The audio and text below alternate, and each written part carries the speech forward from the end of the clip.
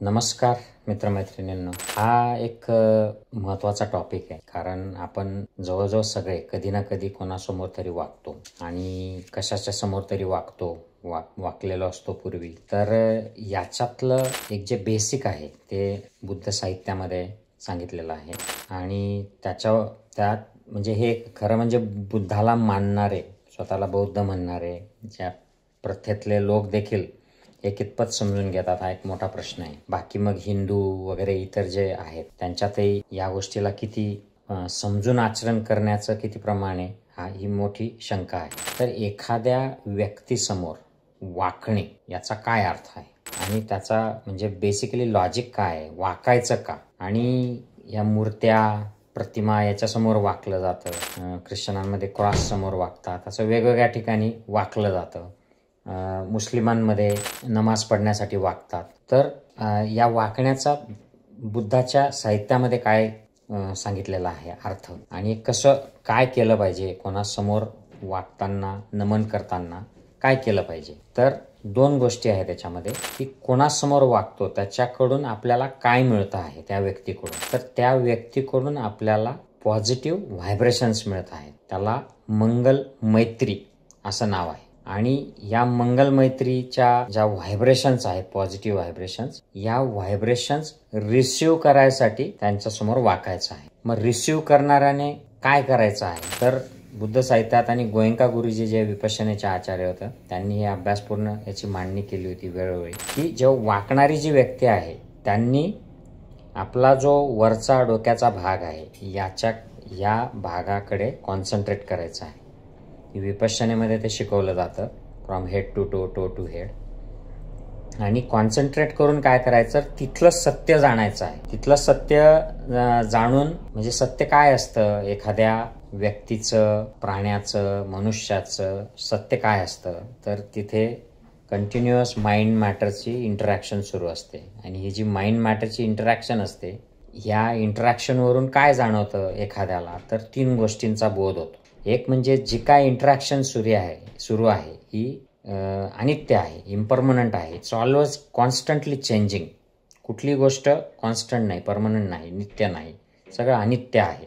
आणि दुसरं म्हणजे या अनित्याच्या प्रती आसक्ती करणं किंवा या अनित्याची घृणा करणं, याचा द्वेष करणं, म्हणजे चाहिए रे किंवा नाही चाहिए रे, यातलं कुठलाही भाव व्यक्त केला तर तो दुःखदच असतो. म्हणजे दुसरं सत्य असतं प्रत्येक गोष्टीचं. अनित्य तर आहे परंतु त्याला कुठल्याही प्रकारची रिॲक्शन देणं हे दुःखद आहे. हा दुःखद असण्याचा जे सत्य आहे याच्याबद्दल सजग असणं. आणि तिसरं जे सत्य आहे की हे जे माइंड आणि मॅटरच्या इंटरॅक्शन्स ज्या सुरू आहेत, ज्या इम्परमनंट आहेत, याला रिॲक्शन दिली की हे दुःख निर्माण करणारे आहेत.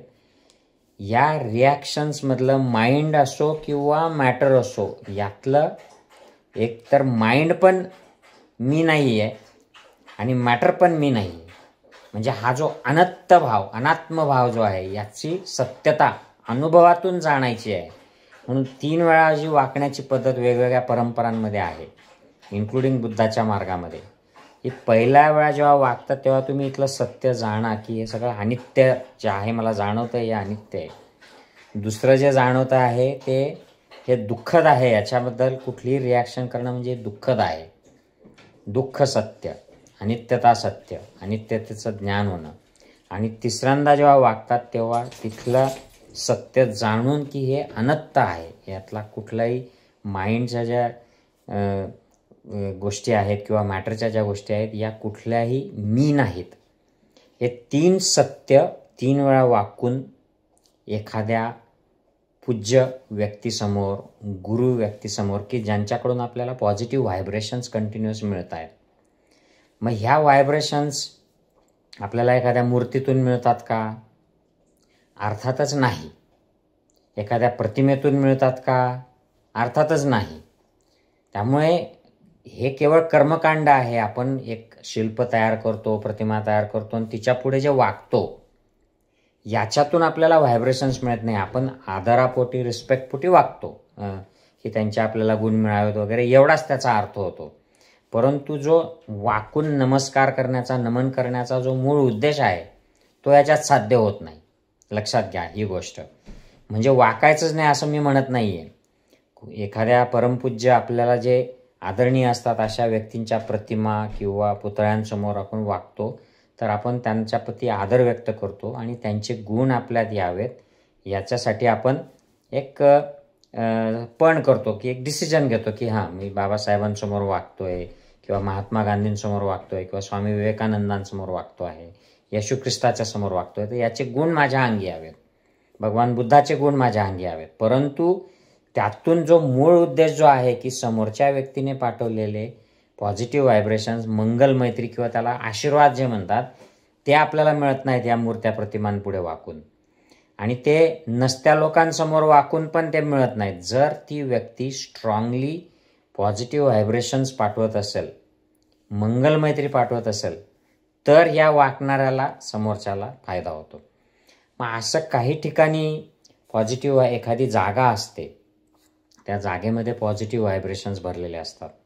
त्या जागेमध्ये आपण जर हे भाव व्यक्त केला, अशा प्रकारची साधना केली तर आपल्याला त्याचा फायदा होतो. परंतु ते पॉझिटिव्ह व्हायब्रेशन्स तिथे असले पाहिजेत, ते कोणीतरी क्रिएट केलेले पाहिजेत, साधकांनी म्हणा किंवा काही उच्च प्रतीचे आध्यात्मिक गुरु आहेत त्यांनी ते तिथे क्रिएट केलेले पाहिजेत. त्यांच्या शरीर आणि मनाच्या प्रक्रियेतून, साधनेतून, तपमधून हे सगळं आलेलं पाहिजे. तेव्हा अशा जागी आपण जेव्हा वागतो तेव्हा आपल्याला असे व्हायब्रेशन्स मिळू शकतात. अन्यथा ही केवळ एक कर्मकांड असतं, एक अंधश्रद्धा असते की आपल्याला याचा फायदा होतोय पण प्रत्यक्षात फायदा होत नाही. आणि मग ही एक प्रथा, रूढी, अंधश्रद्धा, कर्मकांड म्हणून चालते. म्हणून हे समजून घेणं महत्त्वाचं की आपण जे करतो त्याच्यामध्ये मुळात काय लॉजिक आहे आणि ते कशा पद्धतीने केलं तर त्याचा फायदा होऊ शकतो. आध्यात्मिकदृष्ट्या फायदा होऊ शकतो, मनाच्या दृष्टीने फायदा होऊ शकतो. बाकीचे जे फायदे असतात हे आपण मानतो पण प्रत्यक्षामध्ये हा मनाचा फायदा असतो.